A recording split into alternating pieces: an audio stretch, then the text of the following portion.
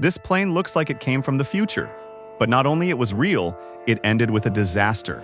The XB-70 Valkyrie was designed to do the impossible, fly at Mach 3, ride its own shockwave, and outrun any interceptor or anti-air missile on the planet.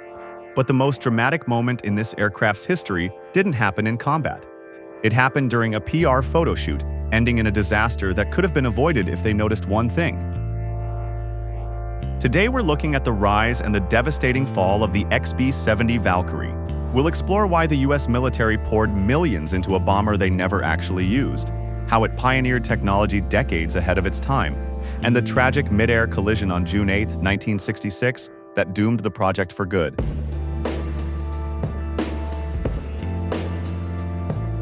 By the late 1940s, the American bomber technology was the best in the world, being the only ones in the world that could send a massive air fleet of B-29 superfortresses across half of the globe and return in one piece.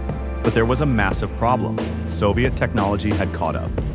Not only had the jet age arrived, allowing faster bombers at longer ranges, the development of radar tracking allowed the Soviets to rapidly develop their anti-air doctrine with fast and long-range surface-to-air missiles. Suddenly, flying high wasn't enough to survive. Speed also was a surviving factor for deep penetration strikes. The story of the Valkyrie starts in the mid-1950s. The Cold War is getting heated with new technology that was popping up. The US Air Force wants a new strategic bomber to replace the legendary B-52. But with the advancements in engine technology, they didn't just want an incremental upgrade. They wanted a bomber that could pierce through the skies at speeds never seen before. A Mach 3 capable bomber at altitudes of 70,000 feet. To understand how crazy that is, at that speed, the friction of the air alone heats the skin of the aircraft, and at that altitude, the air was so thin that pilots required specialized suits to survive, similar to spacesuits that would later be used in the famous Apollo missions in the 1960s. All that while carrying a massive payload deep into Soviet territory, which includes, of course, nuclear bombs.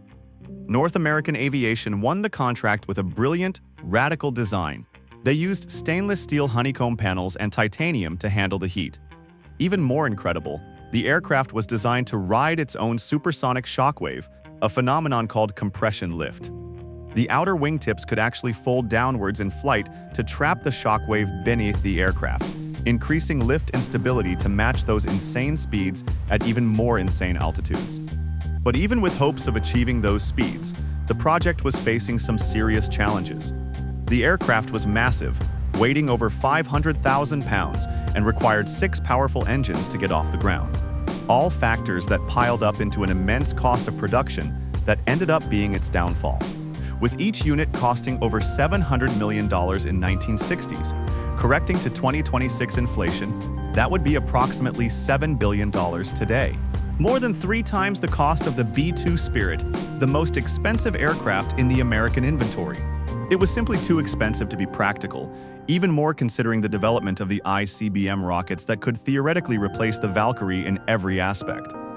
The project was officially canceled in 1961 before it could go into mass production.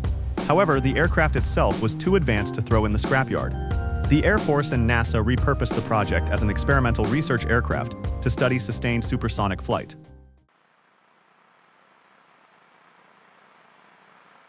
Fast forward to the morning of June 8, 1966. Air Vehicle 2, the second prototype built, has completed its 60-second test flight.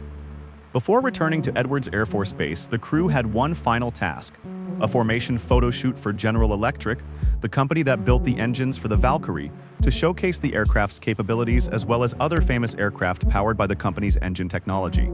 This marketing campaign not only involved the XB-70, but also 4 other well-known aircraft powered by GE engines: a T-38 Talon, an F-5 Freedom Fighter, an F-4 Phantom II, and an F-104 Starfighter.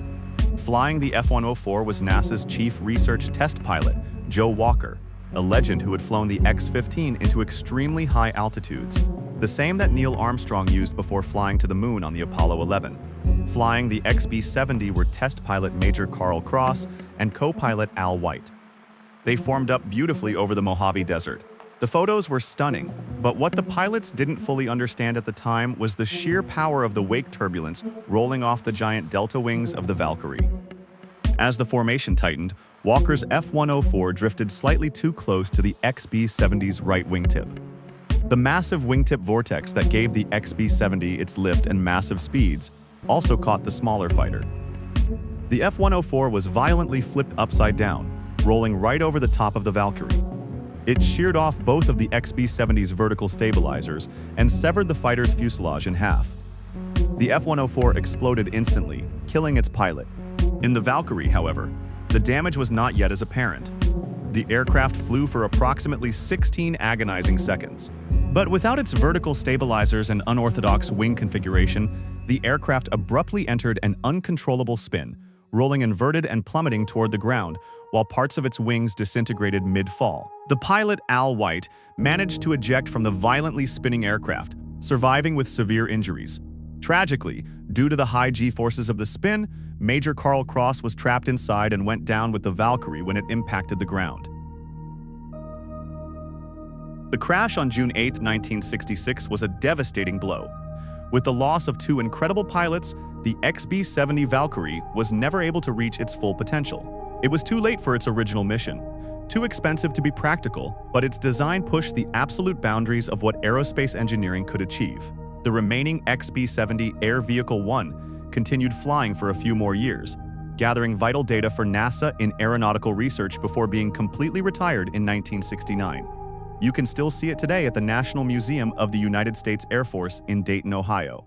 Meanwhile, the B-52 Stratofortress that it was supposed to replace continues to serve the United States Air Force to this day, with several modernizations and upgrades that manage to keep this almost ancient relic relevant in today's battlefields, with estimates of operational use until after the year of 2050, later than many other aircraft that were designed after it, and potentially reaching 100 years of service.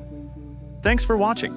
I hope to see you next week with another amazing story about the most exotic aircraft and rockets the world has ever seen. If you found it interesting, please like and subscribe for more videos like this one.